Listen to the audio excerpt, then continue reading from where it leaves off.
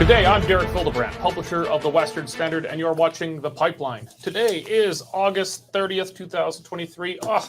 Summer is pretty much slipping over. Away. You can feel the autumn coming in the air slowly. Yellow leaves already. BS. Joined as usual today by Western Standard opinion editor Nigel Hannaford. Good to be here. And Western Standard senior Alberta columnist Cory Morgan. Good day. We're going to be talking about Federal Environment Minister Stephen Guilbeault's comments while advising the Chinese Communist Party on environmental policy today about Suncor and actions in Alberta. He took some big shots at Suncor. So we're going to talk about kind of Guilbeault's Lovin with the Chinese Communist Party and what they're doing right now on environment policy, vis-a-vis what he's saying about Alberta. Bad Alberta. A federal NDP MP, longtime MP, Charlie Angus, is blaming the Western Standard for the death of an unvaccinated woman who was denied an organ transplant because of policies that he supported. So she's denied an organ transplant because she's unvaccinated, a policy he supports, and she dies. And that is our fault. So we're going to talk about that nice logic pretzel. Kind of on the other side of that, some big court victories, a very recent string of court victories for refuseniks of mandates and things like that. Pastors who refused to close down their churches during COVID, people who were not masked, people who were not vaccinated. It's been a long time coming, and it's been very much justice delayed, but still some big wins there we're going to talk about. And the English River First Nation in Saskatchewan is claiming they have located 93 suspected unmarked graves in the ongoing genocide in Canada. I suppose the latest evidence that the Fourth Reich continues its march of genocide across Canada. Still, not a single body has been found in a suspected unmarked grave. But we're gonna go through what their claims are and talk about it. Before we get into that, though, I want to thank my favorite sponsor, the Canadian Shooting Sports Association. I've been a member of the CSSA for over a decade because I trust them as Canada's leading firearms rights organization. Without these guys, the federal government would have gone much further and much faster than they already have in taking away the rights of law-abiding firearms owners in Canada. It's important for firearms owners to stick together. The CSSA is doing God's work in protecting our right to bear arms in Canada. If you are not yet a member of the CSSA, go to cssa-cila.org or do what Cory and I do, just Google them and become a member today. It's worth every penny, and it's important for us to stand together. Don't be freeloading. Join together to help protect your right to own and use firearms responsibly in Canada. Okay. Federal Environment Minister Stephen Guilbeault gone to China, where he is meeting with an organ of the Communist Party, which I guess has some environmental policy role, and advising them. He was warned by the Chinese Communist Party's mouthpiece, the Global Times. They warned him against being condescending, quote unquote. I'm assuming that translates to Chinese. I'll hope they got that right.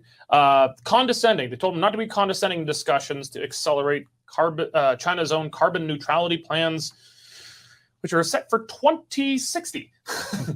A bit later than Stephen Guilbeault's of 2030 or 2035, whatever that is, which is far below the Paris Accord and what Guilbeault was imposing on Alberta. So we haven't heard him say anything about China's 2060 carbon neutrality plan, but he certainly has words for Alberta saying, no, we're not doing 2035.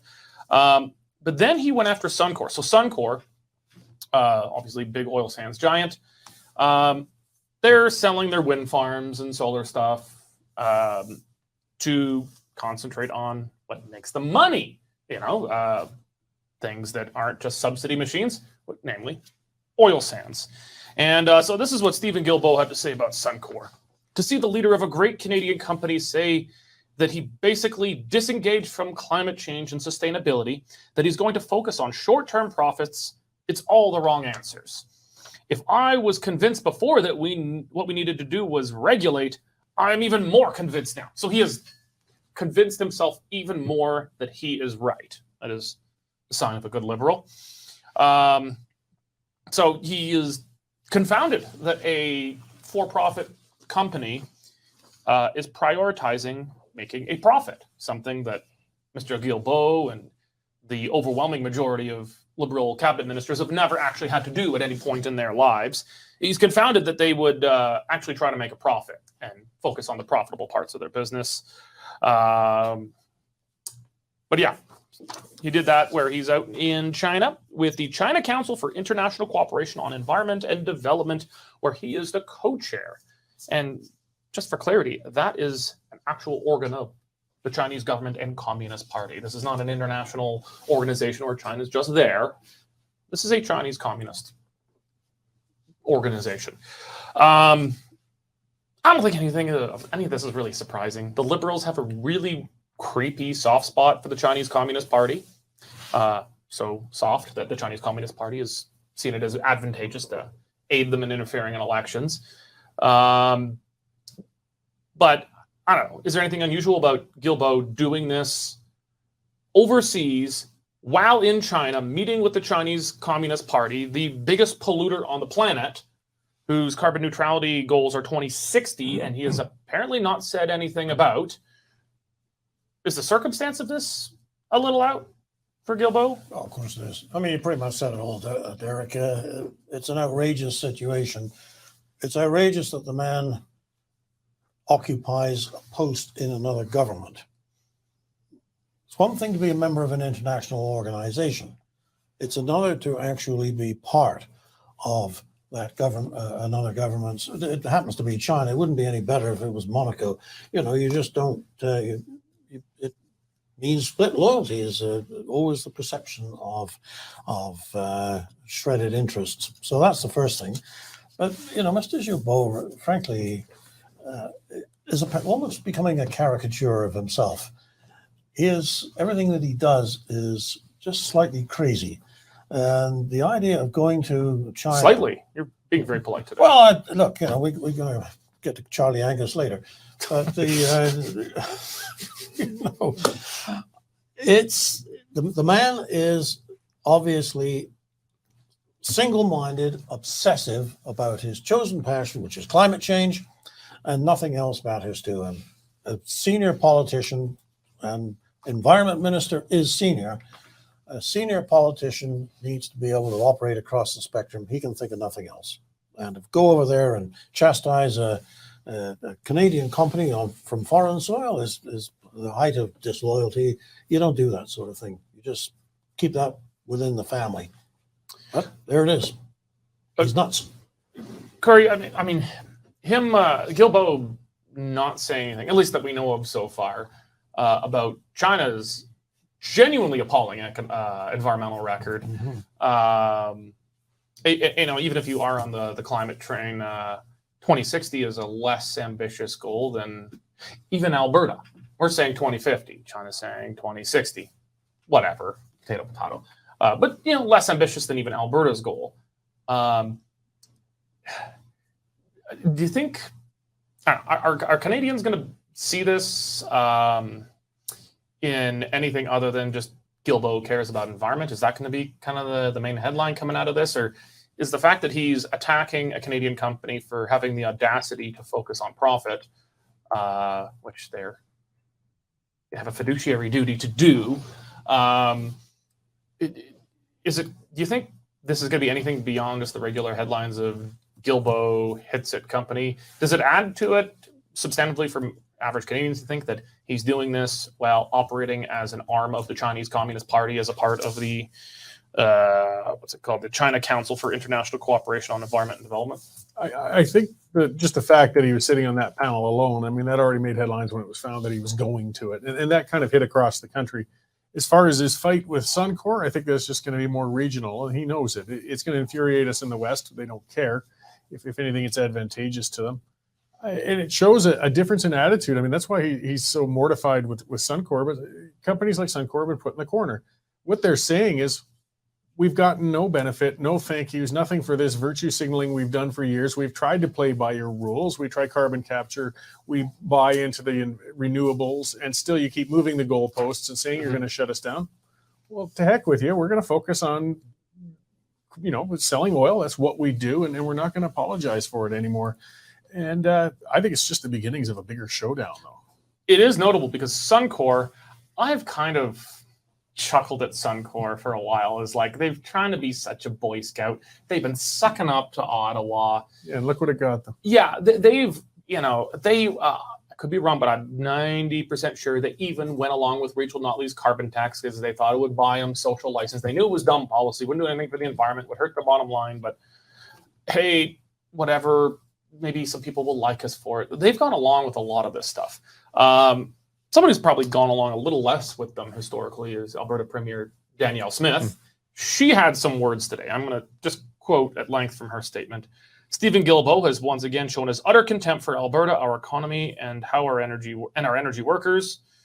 While advising the Chinese Communist Party about its environmental policies, Minister Guilbeault stated that due to an Alberta oil and gas company's decision to focus on oil and gas production, he has increased his resolve to introduce an emissions cap that will effectively force companies to cap their oil and gas production. Minister Guilbeault's comments are a continuation of his provocative verbal attacks on Alberta's energy sector, the most environmentally responsible and ethical energy-producing jurisdiction in the world.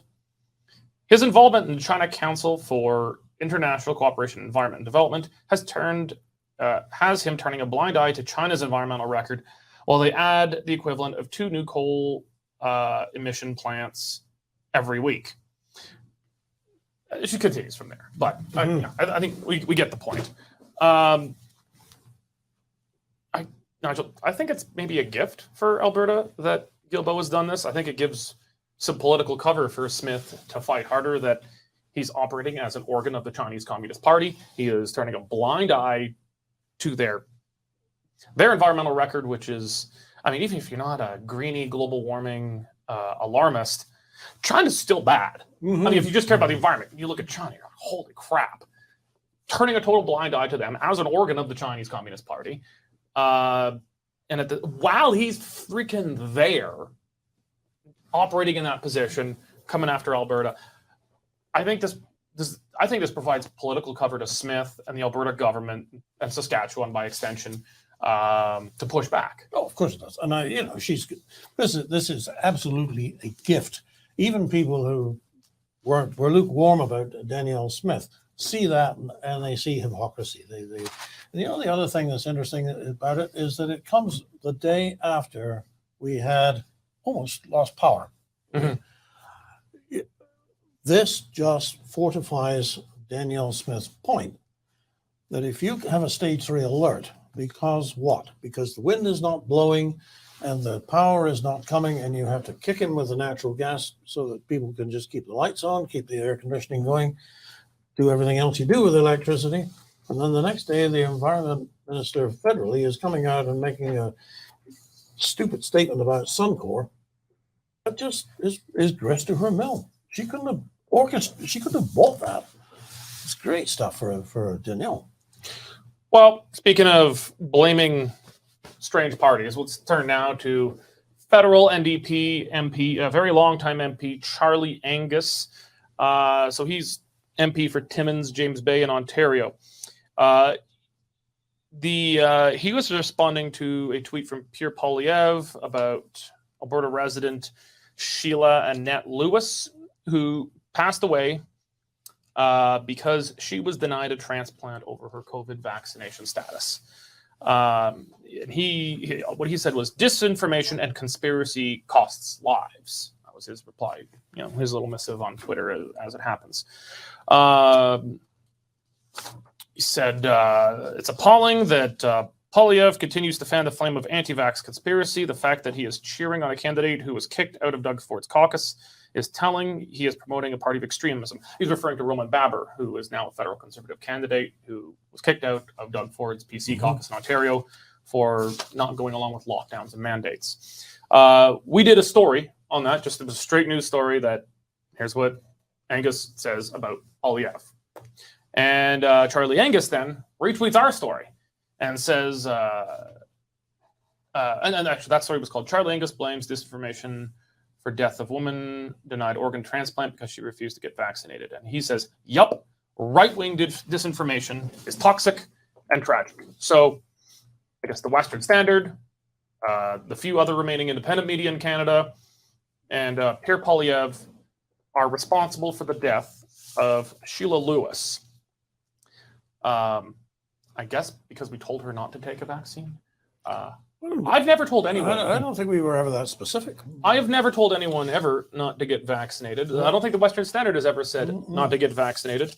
We have taken a hardline position on your right to decide if you get vaccinated or not, that this is a personal medical decision. We've reported on adverse effects from vaccination, and people can make up their own minds if the risk reward is the right balance for them. But I mean, we've been adamant that we don't tell people what personal medical decisions to take here. Methinks, Corey, that Charlie Angus saw this story and it's gnawing at his conscience that the lockdowners and the mandate politicians, they killed Sheila Lewis. They killed her. Her blood is on their hands because this is their policy. And they know it. But, you know, it's hard to admit that kind of thing to yourself because everyone thinks that they're a good person. You have to morally justify your own existence. I think he's just lashing out because he probably has a guilty conscience that a policy he supports killed an innocent woman. Well, yeah, I mean, you should look at whether you agree with the vaccinations or not, realizing just how deep-seated the terror of the vaccination was for her when it turned out she would literally rather die of organ failure than get the vaccination. And it's really unfortunate, but it says so much about the state. Well, she was willing to take the risk of dying of organ failure. They would, well, in the end, I don't know if she knew she would die. Well, she'd had a number ticking. They told her, Yeah. if you don't get that transplant, you're going to die. Okay. And likewise, we've got a system so intractable and so stubborn that would say, we are going to let her die of organ failure before allowing her to get that while unvaccinated. It's just a completely tragic end that never needed to happen. It was a standoff, I think a point of principle almost on the part of both. And it's just sad to watch. It never needed to happen. I think, yeah, everybody wants to point the other way to feel that perhaps they're, played no part or weren't complicit in any sort of way. And Angus is lashing out a bit that way. And then kind of as implied before too, Angus just doesn't think and opens his mouth. I mean, he's not the most, we're seeming to have a theme today with politicians who really aren't the most stable or sane or rational, and he fits the irrational description. Nigel, you had a really good column on this, I think, yesterday. And there is some context to provide in this. It is long-standing policy that vaccination, other health factors, including vaccination status, can play a role in eligibility for high priority in getting an organ transplant. Because when you get an organ transplant, I've had members of my family who have received kidneys and things like that. You're put on immunosuppressants so that your body will accept the new tissue. It's traumatic to the body. It's a foreign object. Even if you're compatible, the body still tries to reject it and fight it. So you're put on immunosuppressants, so you're more likely to accept it. And immunocompromised people are much more likely to get sick and die, including of COVID. So there's been requirements before that, you have to be vaccinated for like polio and things like that. But this vaccine is a bit different, and especially at the time, it was still quite experimental at that time. And I think you explained it very well in your column. Yes, the thing with Ms. Lewis was that she was concerned that first of all, it wasn't a vaccine in the sense that a smallpox vaccine is a vaccine. It's a different product, operates in a different way, and actually had to be redefined as a vaccine by the Center for Disease Control in the United States in order for it to be commonly accepted. And so that they could say, get vaccinated, they had to declare something that was not a vaccine in the understood sense of the word to be a vaccine, in the sense that they wanted you to understand. So there's a propaganda element in this before she even enters center stage. The second part of it was that, it wasn't the Western Standard that was advising her, it was physicians of her own choosing. And she had advice from a number of people who said, look, don't take this thing. It's probably not going to be good for you. Are you going to say that those physicians were peddling disinformation? I suppose Mr. Angus might. Obviously, it's something different from the official line. Therefore, it must be disinformation in the eyes of people who work in government. But people in good faith advised her not to take it. And one of the reasons that they gave her was that she had already beaten COVID twice. Oh, yeah, that's an important piece of context. Absolutely. So she already had natural had immunity. She had it twice and beat it. That's right. And I think it's one of the vicious ironies of this whole story is that having beaten COVID twice, she dies because she refused the so-called defense against COVID, which, frankly, the jury is out on at the moment. As to how effective it was and how apparently the new what the hell do they call this new one? Some string of letters. Yeah. No, the Griffin. The Griffin, Oh. yes. The Griffin variant or whatever. Mm-hmm. Apparently it comes for you, especially if you do have the vaccine. I don't know. Some maniacs in the States are already masking up. It's not really on our topic, but you guys all saw the video, I'm sure, of these maniacs in BC. They were protesting outside the office of the BC Premier, demanding a return of mask mandates. These little boners. That's my new term I'm calling people. I think it's PG enough I can say it, not get bleeped. Mm-hmm. These boners are demanding return of mask mandates. And I guess there was another guy out there who disagreed. He has a sign, I guess, counter-protesting. I don't know what a sign says. And they attack him. They beat the crap out of this guy, kicking him to the ground and screaming at him. Maybe we should have gulags. And we'll just put the maniacs up in somewhere in Athabasca. Well, it's hard to understand why people would demand an oppressive measure for anything. So let's oppress them. Let's put them in a gulag. Yeah. That's lockdown. Let's lock them down. It's reminds me of that meme going around, though, of a protest with a bunch of protesters against a police line and saying, protesters demanding more government, and this girl's getting a face full of pepper spray from the cop and it says more government. Yeah, that was great. Give them what they're asking for. Then here you can have a controlled life up there. You can cut tire brakes, by hand for the territories or something. Yeah, I think it's a great idea. You heard it here first. I mean, at the same time, though, I have to, feel terrible for this woman and her family. And I get she did not take it. She refused, as it should at least be her right. Perhaps not in Canada, it's not your right, but it should be in a free country. Because of, I guess, her concerns and probably a matter of principle. But I mean, it's a gun to her head, and you'll do anything with a gun to your head. I don't actually she was going to die. I mean, it's easy for us to say, well, good for her sticking to her principles, but she died.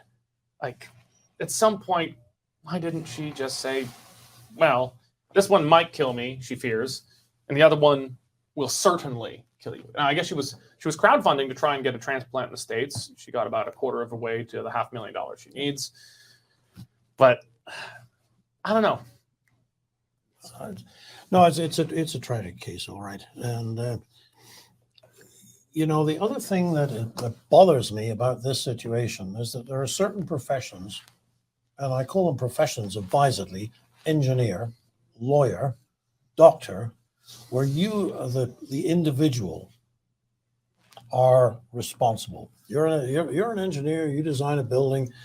You put your name to it. The thing falls down. You are responsible.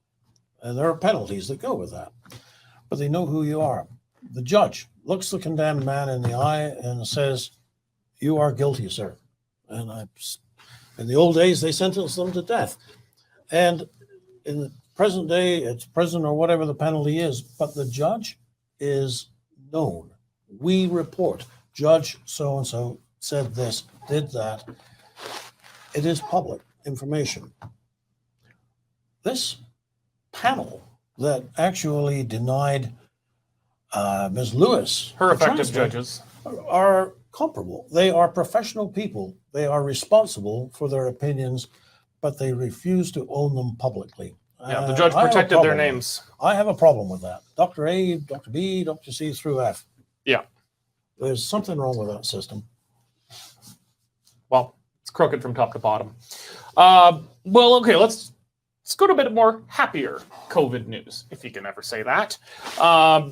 So beginning pretty quickly after the first, during the first lockdown, most people, we didn't really know, and most people generally complied. It was just coming out of China, and China was lying about what was going on. But then once we got second lockdowns and we saw some funny stuff, Calgary police beating up a kid for playing hockey on an outdoor rink. Costco's allowed to be open, but the mom and pop shop is not. We started getting that stuff. Then we started getting the refuseniks, people who refuse to comply with masking, people who refuse to comply with vaccine mandates, people who refuse to close their businesses, pastors who refuse to close their churches. Well, they all got charged. And there was a lot of great organizations out there. There was Canadian Constitution Foundation, Justice Center for Constitutional Freedoms, the Democracy Fund, a lot of these things that took on these cases, very often, majority of the cases pro bono. They haven't all gone terribly well because the Canadian judiciary is extremely deferential to the power and authority of the state. But there's been some big wins, largely recently on a technicality. But so there was the Ingram decision, and this was a decision in an Alberta court that ruled that, in short, the health orders weren't actually legally valid because they were made by the Kenney cabinet and not by Dina Hinshaw, the chief health officer. And legally, they needed to be made by Hinshaw and not the cabinet. Now, the judge unfortunately ruled that, and the government can make up whatever rules it likes for COVID because that's important, and we think the government should have power to do anything it wants. So the constitutional case was not, unfortunately, successful. But the Ingram decision, because it meant that the law was technically invalidated retrospectively, has gotten all this stuff thrown out of court. All this stuff. And some very big ones. Chris Scott, owner of the Whistle Stop Cafe, and where was it? Somewhere. Middle of nowhere. Out by Mirror. Yeah. Mirror, yeah. Little place in the middle of nowhere. It's like the only place to get food in the town, right? Yeah, he's got a neat little spot, actually. Gas station. He's got a stage. He's been doing quite a few things out there. I remember seeing video of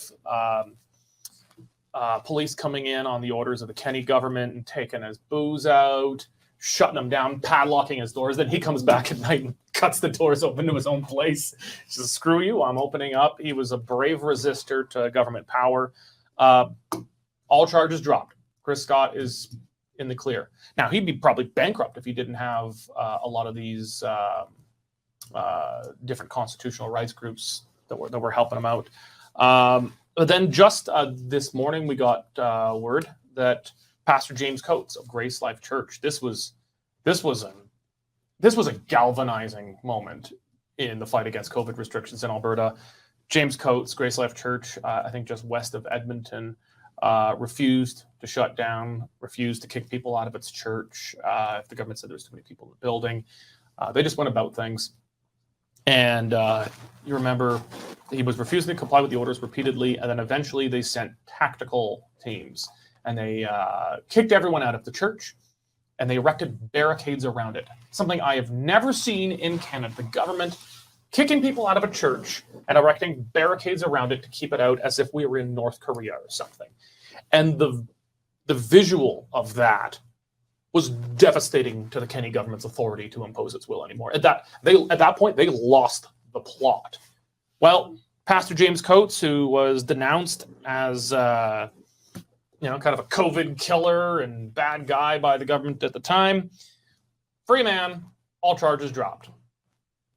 But he did spend 5 weeks, 5 uncomfortable weeks in jail. Mm-hmm. And that should never have happened. Well, and he should, I think the government owes him compensation for that. He's an innocent man who spent 5 weeks in jail. Yep. When we jail people who are innocent, the government has to pay. I think the government owes this guy money. Compensation and a full pardon. Well, he doesn't need a pardon because he was acquitted. Well, Never. like it never Convicted, happened. Yeah. No, and the trouble is the government. And I'm actually surprised it was a Kenny government. I know we've had our differences with Mr. Kenny, but I'm still surprised because I know that he is strong in his faith, but governments think church is a hobby. They do not realize that for those people who have faith, it is central to who they are. We hear a lot about identity politics these days. Well, and your sexual orientation is central to who you are, or some other characteristic is absolutely, unviolable. You believe in God? Well, that's not central to who you are. Shut your church. You don't need to go to church. Like, where's that mentality It come is from? surprising that came from Kenny because I don't think his faith is a hobby to him. I think he No, does it's take not. it very seriously. I think it is central to who he is. Absolutely. I guess either, we talked about this a lot at the time what was happened. He either believed, I think seriously, that he had to do this because it was such an emergency that we had to shut down these churches. We had to barricade these rebels. We had to arrest these pastors because they were such a threat to public safety and possibly to government authority. Or on the other side, the politician got the better of him and he saw it as good politics. That maybe arresting these pastors would win him support with centrist voters who are maybe a bit more deferential to the authority of the state to impose these kinds of measures. I don't think Kenny ever saw it as church as a hobby. I don't think he saw it that way. But either he probably believed in his heart that it was so important that we had to jail these pastors, we had to shut down these churches to preserve public health and public order, or it was just good politics, he thought. To be exquisitely precise, I think it was Alberta Health who actually moved in on the orders of the Alberta government, though. They were doing this under the authority of decisions made by the cabinet. And that's what the Ingram decision came down to, is the decisions were ordered by the cabinet and not by Hinshaw. Thing is, you couldn't go to church, but you could go to a restaurant. Other way around in BC, by the way, you could they closed the restaurants down. But I mean, when you look for consistency and logic in all of this mess, it's so hard to find it. How can that be a consistent policy? That's fine. This is not. And I thought that, I was a strong supporter of Kenny when he was on his way in and up. And I'd always heard of him as being a strong supporter outside of the faith aspect of civil liberties. I mean, you don't get much more faithless than I. And I strongly understand the incredible importance, though, of the preservation of the right to practice and gather to take part in your religion. It's an absolute right that must be protected, violated only at the most extreme of last resorts. And so I was just as horrified watching them fence in a church and keeping people away from their social gathering and their faith as anybody should be. I mean, COVID turned everything upside down. Yeah, it really did.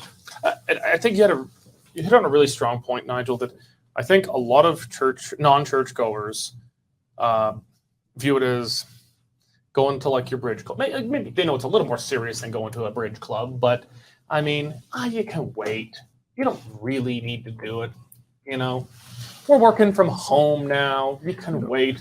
The importance of a central social place, though. Somebody talked about a bit in the past as a bar owner. I don't want to fully compare, going to the bar to going to church, but it's true. Everybody has their social structures that are very important to them. Their gatherings, weekly, daily, and so on. And I saw the suffering of my regular bar goers who used to come to our bar. There was nothing else for them. When they were locked out of the bar, they had nowhere else to go. And I can't relate the specifics. There's a couple of fellows, they really succumbed to alcoholism because, whereas they'd have one or two at the bar, now that they had no outlet, stayed in their homes and just drank themselves out. Like, it's important to people to have their social gathering, the people with them, whether it's through faith or through all these other outlets. Corey, his bar that he owned in Prentice was effectively the local church. Well, to some people, in a sense, I'm just meaning it's people underestimate the damage done when you shut people away from their social outlets. We won't get into it, but also of note, Pastor Hildebrandt in Ontario. Now, they didn't have the Ingram decision there that just nullified everything because it's Ontario, so different. But he the government dropped all charges but one, and he ended up pleading guilty to one. Ended up paying a big fine, but he got most things let off on it, and he was a very strong refusenik there as well. But unfortunately, there's going to be less justice done in Ontario than in Alberta, because here our government was dumb enough to not follow its own rules, and who actually signs off on the orders. We've talked about this previously with the new heritage minister. Pablo Rodriguez was on public safety, where I kind of like, when you have a bad government, I kind of prefer them to be incompetent than smart, because you can they're less effective in oppressing you when they're incompetent. And Alberta's government was incompetent enough that they didn't do the paperwork right, which nullified all their own mandates post facto. So unfortunately, Ontario seems to have actually crossed the T's and dotted the I's a little more, and so less justice to be done for the refuseniks there. Okay. So I think just yesterday we had the English River First Nation chief, Jenny Wolverine. Cool name. That's a cool name. Jenny Wolverine said that they've used ground-penetrating radar and have uncovered 93 or identified 93 potential unmarked graves, 79 suspected to be children, and another, I think, 9 suspected to be 14, expected thought to be infants. And her statement was very interesting. Let me read this. We need to pool our resources, First Nations and Métis to continue. We need Canada and Saskatchewan to step up, acknowledge, and provide meaningful resources that meet physical, emotional, mental, and spiritual needs of survivors and addresses the intergenerational impacts to families. Now, maybe I missed it, but what I'm seeing here is asking for money to deal with the trauma of these anomalies that she calls unmarked graves. No call to get to the bottom of this and get the facts. No call to do a gentle and respectful excavation of the site to see if these are in fact graves, and if they are graves, to do the proper, I don't know what you call it, but the proper forensic follow-up. Yeah, the proper forensic work to see if there is any evidence of foul play in any of the corpses that could potentially be recovered. I didn't hear any of that. Not, let's get to the bottom of it. Let's get to the facts. And if the facts show that this was foul play, and these are in fact mass graves or unmarked graves of people who died wrongfully, then we need to take steps for some kind of post-generational justice. That, I would have said, amen, sister. I'm with you. We can do that. But instead, what I heard was, give me money. Well, 3 times they've excavated GPR anomalies now in 3 different locations where they suspected these bodies, and not a one has been found yet. If they were serious, and again, I'm getting more blunt about it with Kamloops, because I've been waiting since, that was the one that set it all off. Apparently 200 children buried, and still not a teaspoonful of dirt has been moved to follow up on that. I hate to say it, but I think a lot of the activists are pretty confident that there's no bodies down there, and the show will be over if they actually excavate. If they cared, they would want excavation so we could find the perpetrators, so we could find the victims, so we could reunite the remains with the families or the reserves they came from. But to sit there and say, yes, we found the remains of 200, and not only just, an unmarked cemetery apparently in Kamloops, these were supposedly surreptitiously murdered and buried in the night by other children, and we're just going to let that go, and by the way, give me money. I mean, that's really what it keeps coming down to. I'm getting tired of it. We got to follow up with these investigations, not just keep doing this GPR and saying that's all where we're going to stop. I mean, it's not good enough. Well, Nigel, it's like we haven't found one body yet. Not one. I mean, for a genocide, this is one shitty genocide. If you can't find one body, it begs the question. But even if, I'm sure there are bodies around some of these places. They had cemeteries. These places were very often isolated in the middle of nowhere, and people died. Tuberculosis was rampant in these places. This particular location, the English River one, had a fire that apparently killed quite a few people, 20s or something a long time ago. And I actually do believe, because these were very often terrible places, I do believe there probably were some people who were killed, like by beating or something, but hardly any kind of genocide level extermination taking place here. But I'm sure there were people who died in foul play at these places, almost certainly. But even if they find bodies, we then have to do the proper work to see if there was foul play involved. And I know it's a long time and the evidence decays with time, but there just hasn't been a shred of evidence of genocide yet. Just pleas for money. And there isn't actually a shred of evidence that anybody was murdered. We know that some bad things were done, sexual assault. That has been tried. We definitely know of a lot of sexual assault. But I think it is highly probable that that beatings may have gone, because people were beaten at these places, beatings going too far, and it took place over such a long period of time. It is highly improbable that no one died. Actually, I think it is improbable. But anyway, we can differ on that. I just don't.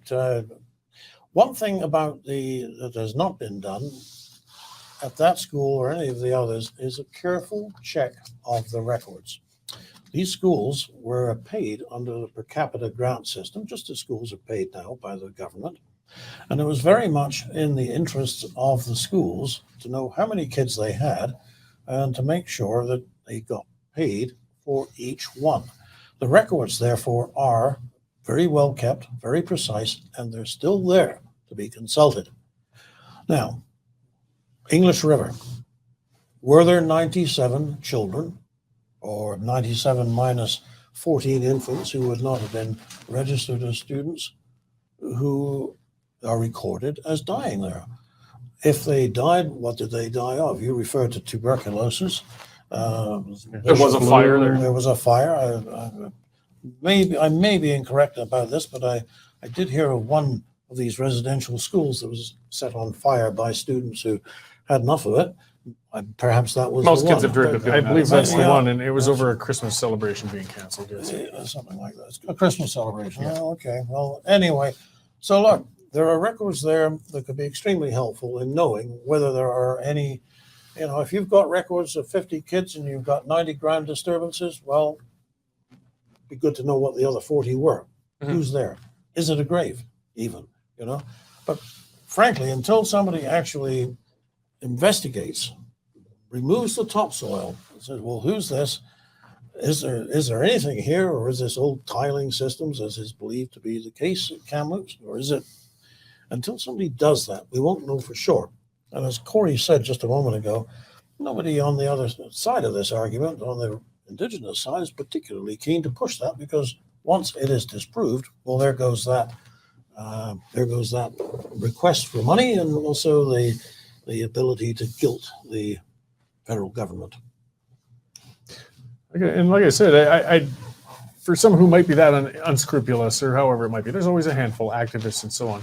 If they really felt there were bodies there, look from the point of view of one of an unscrupulous activist who just wants to grind for money, they would exhume them slowly, day by day, with a big press conference with each and every one of them, and horrify the nation daily. Mm-hmm. And the fact that they aren't doing that again tells me they got a feeling there aren't any remains either. Before we wrap up, I want to go back to, following Kamloops, there was, I think also in Saskatchewan, Cowessess. And the chief there, they had suspected graves. And I'm not sure where it's gone from there, but I do remember the chief used careful and precise language. Suspected or possible, not saying it is. I think calling for further ask for money to investigate. That kind of ask for money, I think, is eminently reasonable. I think that is absolutely the duty of the federal government to step up and provide. Let's investigate, 100%. But then the press didn't actually use his language. Mm-hmm. They just threw it right into the Kamloops narrative of found mass graves, genocide. Took it right out of his mouth. Didn't listen to the words he actually used. And I'm not sure what's come from it yet. I know we still have got no bodies, but I'm not sure if excavation or exhumation has taken place there or Don't not. know. If it had been done and finished already, I suspect we'd know the outcome, but it may be in Yeah. process. But I remember just that chief, I want to recognize for using intelligent and precise language and not just a plea saying nothing, oh, we don't need any evidence, but just give us money. Well, the chief here, Chief Jenny Wolverine, no saying let's get to the bottom of this, just money up. And that's not going to do credit to any potential victims that might actually exist out there. All right, let's wrap it up there. Cory, Nigel, thank you very much. Thank all of you for joining us today. If you're not yet a member of the Western Standard, make sure you go to westernstandard.news right now. Sign up. It's only $10 a month or $100 a year for unlimited access to all Western Standard content. We need you to do it because we refuse to take the federal bailout money from Ottawa. We're one of the only independent media left in Canada at this point. And if we don't step up, well, you're going to have to settle for the CBC and the Toronto Star. Thank you very much for joining us today, and God bless. Here's an update on commodity prices in Lethbridge for today. Cash barley is steady at $3.50, feed wheat is unchanged at $3.65, and corn is down $2 at $3.65 per metric ton. In the milling wheat markets, December Minneapolis futures are lower 4.5 cents at $7.81.5 per bushel, with local hard red spring bid for September movement at $9.15 per bushel. Looking at canola, November futures are down $2.30 at $8.09.50, with delivered values for September movement at $18 per bushel. In the pulse markets, nearby red lentil prices are higher a penny at 34 cents per pound, and yellow peas remain at $11 per bushel. And in the cattle markets, October live cattle slipped 60 cents at $180.88 per hundredweight. For more information on pricing or picked up options, give me a call at 403-394-1711. I'm Matt Busicum at Marketplace Commodities, accurate real-time marketing information and pricing options. Canadian Shooting Sports Association. Without the CSSA, our gun rights would have been taken long ago. These guys are on the front lines helping to draft smart and intelligent firearms regulations and legislation in Canada, and more importantly, educating the public about how we keep guns out of the hands of the wrong people. To become a member, it's absolutely worth every penny. You can become a Western Standard member for just $10 a month.